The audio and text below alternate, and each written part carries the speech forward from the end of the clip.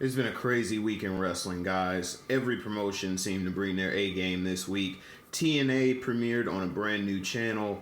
New Japan had an insane pay per view. And WWE seems to be pulling off another raid, snatching a ton of talent from another promotion.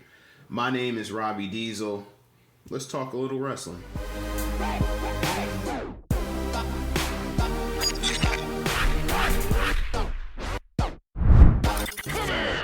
What's up, guys? My name is Robbie Diesel. We kicked off the week with some crazy wrestling action from New Japan.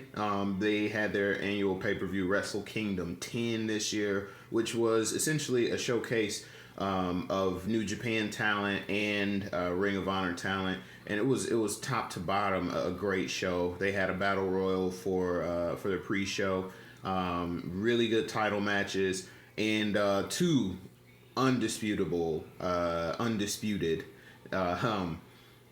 classics in matches with Shinsuke Nakamura and AJ Styles for the IWGP Intercontinental Championship, and then Kazuchika Okada and Tanahashi. Anytime those two lock up is guaranteed classic. Nakamura and Styles, on the other hand, it was their first time matching up, and it was just bell to bell, just a classic match. It was insane, plenty of high spots, lots of action, strong style wrestling at its best, and both Okada and Nakamura ended up retaining their titles in what was just a fantastic show from New Japan. I really wish that in terms of the quality of the matches that we could start to see things like that from WWE, who is undisputed the number one wrestling promotion in the industry right now. But you know, things are starting to look up for them as well heading into the Royal Rumble. WWE had Monday Night Raw this past Monday, of course, and it was an okay show. It was definitely a Monday Night Raw. The main event was hands down the best part of the night for sure. We seen Roman Reigns take on Sheamus for the WWE Heavyweight Championship. And Vince McMahon was a special ref. And you know something big is going to happen anytime Vinnie Mac steps in and puts the stripes on. And he does his no chance walk. And he's on the ramp flexing and all that. It was a spectacle for sure. A good spectacle, though.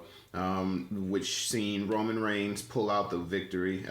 Despite several interference issues from the McMahons and even a crooked ref, he still held on to the title.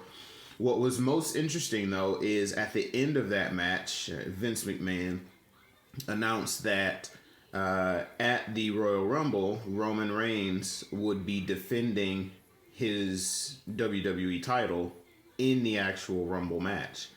And that's a pretty bold move for WWE. Normally, that match is reserved to help set up the main event of WrestleMania.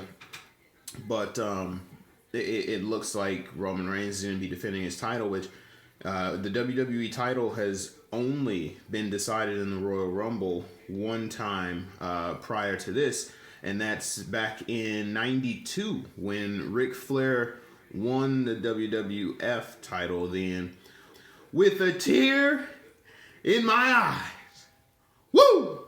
Ric Flair. He was the first person to win the WWE title in the Rumble, and I'm really curious to see what way they're going to take this, what direction they're going to head in. My hopes is one of two things would happen. We know that Brock Lesnar is set to return next week on Raw, and I'm pretty sure because the title is involved, we're going to see Brock Lesnar in the Rumble. I mean, it's almost a foregone conclusion at this point. But I'm also curious to see if this is going to be the time that they bring Daniel Bryan back in the Rumble. He would be an excellent surprise entrant, and I think that it's long overdue. If he's been cleared by a couple doctors, the Rumble is a dangerous match for sure, especially for somebody who's concussion prone. But I think there is no better time than right now to pull the trigger on putting Bryan in the Rumble. Even if he doesn't win, just having him back and a strong showing. It can't be like last year where he got eliminated, super early in the match. That cannot happen. if you're going to bring Bryan back, he absolutely has to be a major player. He has to be one of the final four. That happens every year. There's always final four people in the Rumble. He has to be one of them. Lesnar has to be one of them.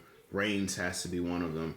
And then I say, as a wild card, throw a Bray Wyatt in there. Or, if you really want to throw the fans for a loop, have one of those new talents that WWE just poached or is rumored to have poached from New Japan. That's right. WWE has apparently pulled off a legendary raid on New Japan Pro Wrestling's talent, in which case there's very, very, very big chance that we're going to see AJ Styles, Shinsuke Nakamura, Doc Gallows, Carl Anderson, and a potential fifth member from New Japan all jump ship into WWE. And in terms of being ready to go, like just completely leapfrogging the NXT brand, Nakamura and AJ Styles for sure. I think both of those guys are already main event ready, and you could throw them into the Rumble and they would fit right in, no problem. But that's the hottest story this week is WWE has apparently offered all five of those guys. And the mystery fifth, by the way, is potentially Toma Tonga from the Bullet Club.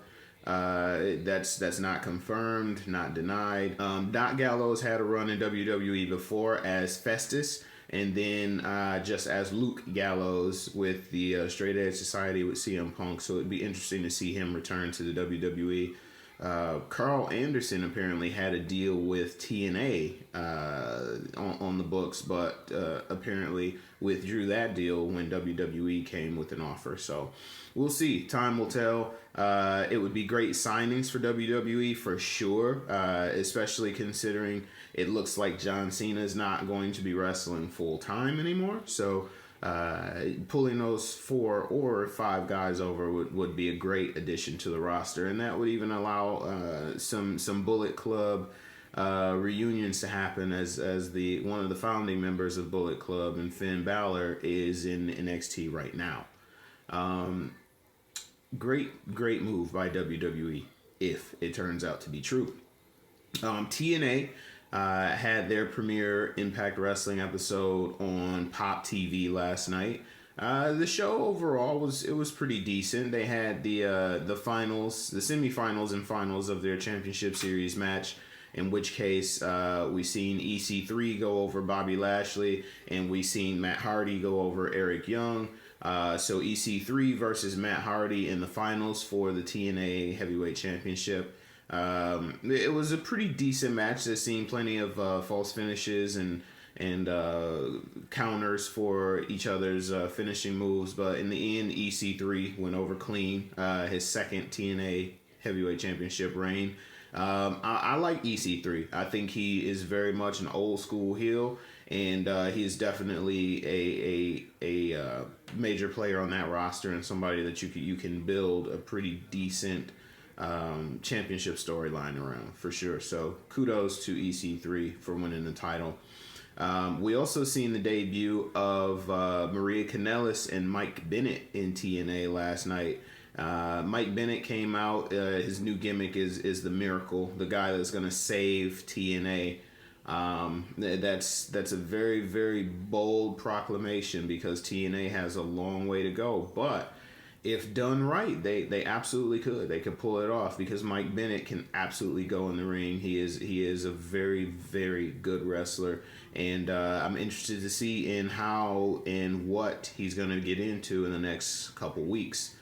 Lucha Underground is set to debut at the end of this month, and if you haven't had a chance to watch anything from Lucha Underground, please do yourself a favor, YouTube it, look it up on your cable provider. In my opinion, Lucha Underground in 1 year kind of leapfrogged TNA as the number 2 promotion. So much so that it's not even close to me. I would even put Ring of Honor above TNA in regards to overall product quality and match quality, storylines, things like that. But Lucha Underground is set to debut January 27th, El Rey Network, and I'm really interested to see where they're going to go, considering they lost Alberto El Patron, aka Alberto Del Rio, to WWE. And this season they're promising more action, more classic matches, and they actually just signed Rey Mysterio. So it's very, very interesting, and I'm very curious to see how he's going to turn out there as well. Very big week in wrestling, guys. There's a lot of news to digest. And I'm anxious to see what WWE is going to do in the coming weeks. I'm curious to see how TNA is going to fare on this new network. If the rumors pan out to be true, a tremendous loss for New Japan, but given their relationship with Ring of Honor, I'm curious to see how they respond to that. Let me know what you think. Are you a fan of the possibility of AJ Styles and Shinsuke Nakamura coming to WWE, considering their gargantuan roles in New Japan at the moment? Are you not a fan of it? Do you not even care? Let me know.